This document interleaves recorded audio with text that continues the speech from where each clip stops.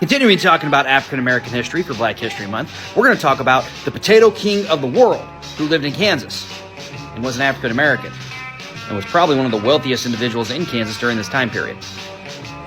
Born into slavery in 1859 in the state of Kentucky, Junius G. Groves is going to grow up to be one of the wealthiest individuals in Kansas. And he's going to do it growing potatoes. So, after the Civil War and during the 1870s, Groves, like many African Americans and like many discussions we've had before, is going to come to Kansas seeking freedom. A large belief at the time was that you could not truly be free unless you owned your own land. And where is land plentiful and available? Kansas. However, racial attitudes weren't as progressive as some of the African American exodusters would have hoped. However, he is going to be able to make a great living.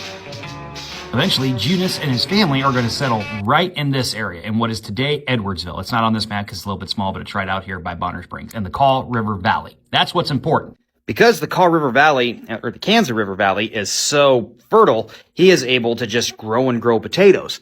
Starting in 1879, he starts buying land. He originally started as a sharecropper, but he makes so much profit that he's able to turn that profit into, I no longer have to sharecrop. I can buy this land. I can buy this land. He keeps adding and adding land until he controls over 500 acres of land in the Kansas City area. You know how expensive that would be today? Because of this, he's able to offer and afford to pay workers to come work on his land. He pays over 50 different workers at different times, including going over to Quindaro to pick up day laborers, And these are white, black, and every other individual that he can get to come help grow his farm. He's growing and shipping so many potatoes that Union Pacific Railroad actually builds a spur going directly to his farms to better serve him, because that's how important a customer he is to him because of the number of potatoes he is growing. Even though he was one of the wealthiest individuals in the state at the time, racist attitudes are still going to persist and cause a big problem for him. So much so that he fights racism the Booker T. Washington way. That is, use segregation in your favor. He begins building up black communities. He builds black churches, builds up his own home, and helps support black African Americans. He starts one of the first African American business associations in the state of Kansas. And is going to be mentioned several times in Booker T. Washington's own books about how African Americans can use segregation in their favor to gain equal standing in society.